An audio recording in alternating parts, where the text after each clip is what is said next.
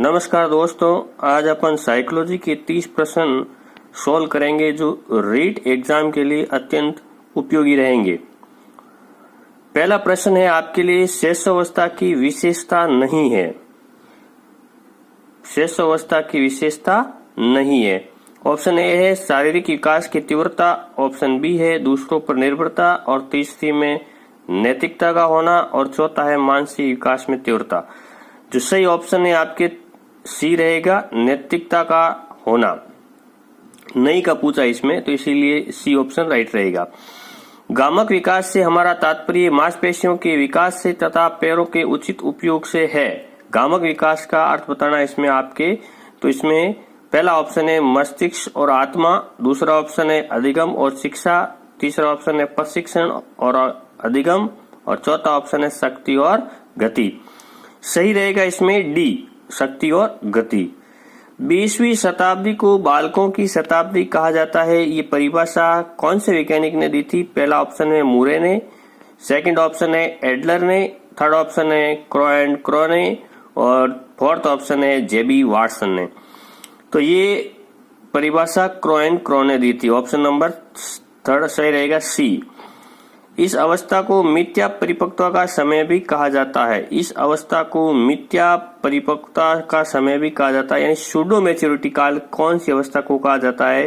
पहला ऑप्शन है शैशवावस्था, दूसरा ऑप्शन है बाल्यावस्था, तीसरा ऑप्शन है किशोरावस्था, और चौथा ऑप्शन है प्रौढ़ावस्था। तो इसमें जो सही आंसर रहेगा आपका बाल्यावस्था आएगा।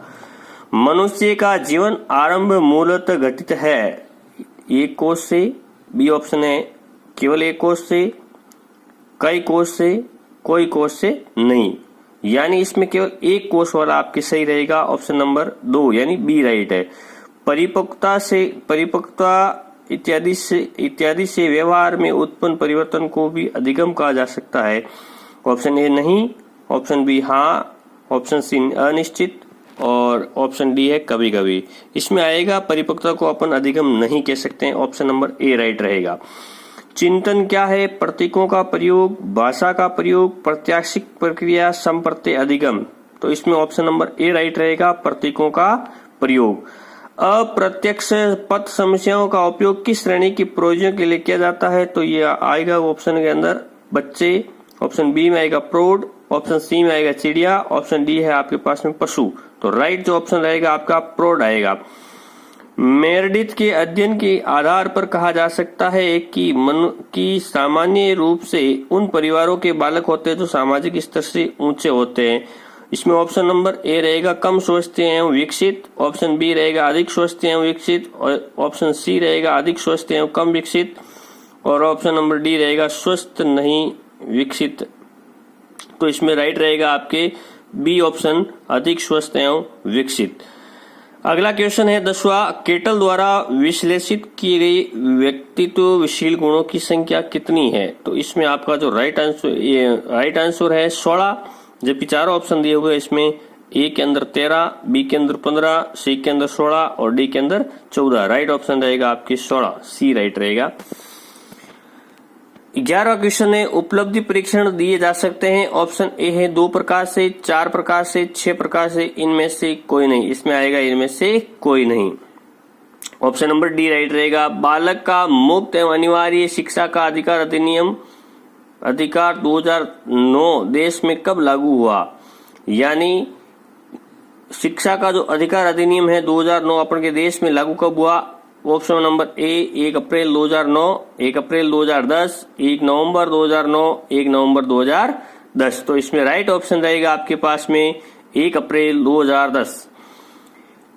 अगला क्वेश्चन है, एनसीएफ 2005 में कला शिक्षा को विद्यालय में जोड़ने का क्या उद्देश्य है? तो ऑप्शन ए रहेगा सांस्कृतिक विरासत की प्रशंसा करना, ऑप्शन बी रहेगा छात्रों के व्यक्तित्व और मानसिक स्वास्थ्य को विकसित करना, ऑप्शन सी है केवल ए सही है, और ऑप्शन डी है आपके पास में दोनों ए और बी सही है।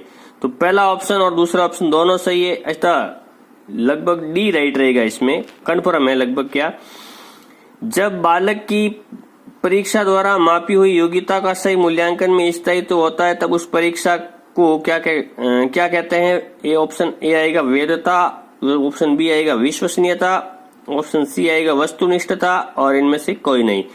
राइट ऑप्शन रहेगा आपका ऑप्शन बी विश्वसनीयता।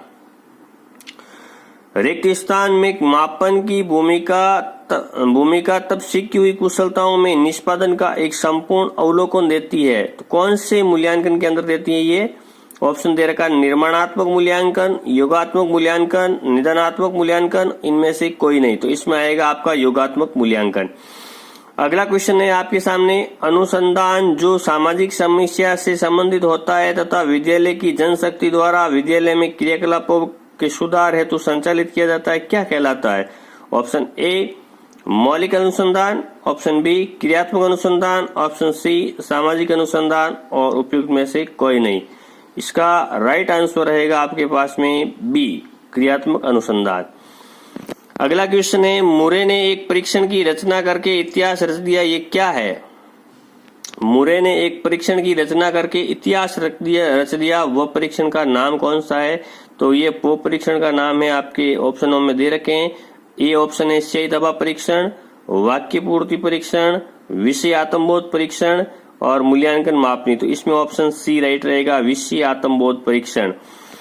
व्यवहारिक बुद्धि को क्या कहा जाता है? ऑप्शन दे रखा है आपकी मूर्त बुद्धि, अमूर्त बुद्धि, संज्ञानात्मक योग्यता और सामाजिक योग्यता। जो राइट आंसर रहेगा आपका ऑप्शन ए मूर्त बुद्धि।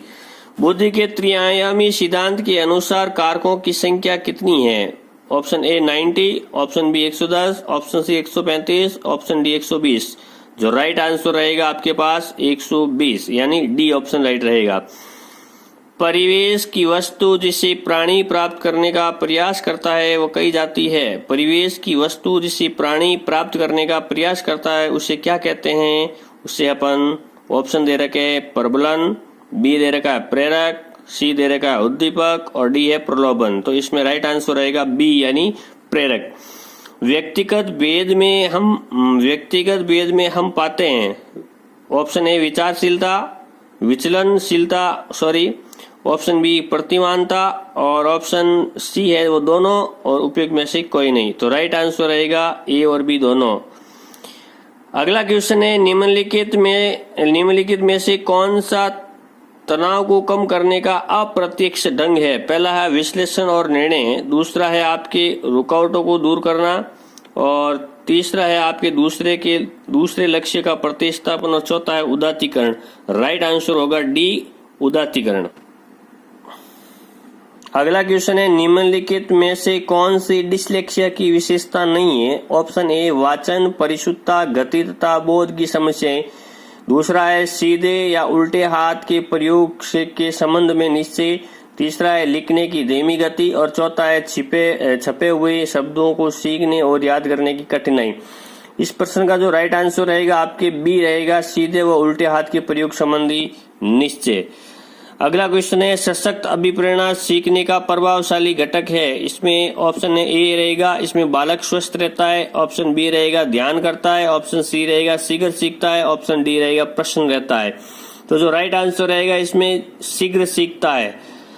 अगला क्वेश्चन है, हस्तशिल्प की शिक्षा दी जानी चाहिए। तो इसमें पहला ऑप्शन रहेगा मंदबुद्धि बालकों को, बी ऑप्शन रहेगा पिछड़े बालकों को, सी ऑप्शन रहेगा सामान्य बालकों को, और डी ऑप्शन रहेगा प्रखर बुद्धि बालकों को। जो राइट आंसर रहेगा आपका मंदबुद्धि बालकों को, ए ऑप्शन। प्रश्न संख्या 26 है, छात्रों में चोरी करने की आदत को कैसे दूर किया जा सकता है? ऑप्शन ए बालक को पारितोषिक देकर, ऑप्शन बी उदाहरण देकर, ऑप्शन सी ताड़ना देकर, और ऑप्शन डी सजा देकर। राइट आंसर रहेगा इसमें ऑप्शन बी उदाहरण देकर। अगला प्रश्न है, प्रतिभावान बालकों की पहचान करने के लिए हमें सबसे अधिक महत्व है। ऑप्शन ए अभिभावकों के मत को देना चाहिए, वस्तुनिष्ठ परीक्षणों के परिणाम को देना चाहिए, शिक्षक के निर्णय को देना चाहिए, समुदाय के विचारों को देना चाहिए। जो राइट आंसर रहेगा बी वस्तुनिष्ठ परीक्षणों के परिणाम को देना चाहिए। अगला क्वेश्चन रहेगा, समस्या के अचानक समाधान की वकालत करने वाले सिद्धांत का नाम क्या है? पहला है संक्रियाधिगम, दूसरा है सूझ का सिद्धांत, तीसरा है प्रत्यक्ष एवं भूल का सिद्धांत, और चौथा है अनुबंधन। तो इसमें जो राइट आंसर रहेगा वो आएगा आपके सूझ का सिद्धांत। संवेदना ज्ञान की पहली सीढ़ी है, ये कथन क्या कहलाता है आपका?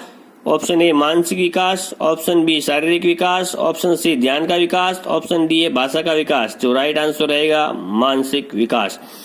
लास्ट क्वेश्चन है आपके इस पेपर का, निम्नलिखित में कौन सीखने का सही स्तर है?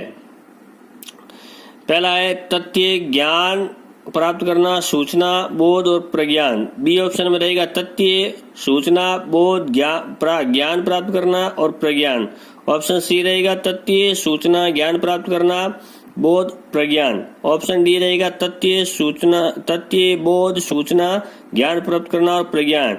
जो इसका राइट आंसर रहेगा आपके वो रहेगा सी, तथ्य, सूचना, ज्ञान प्राप्त करना और बोध ज्ञान करना।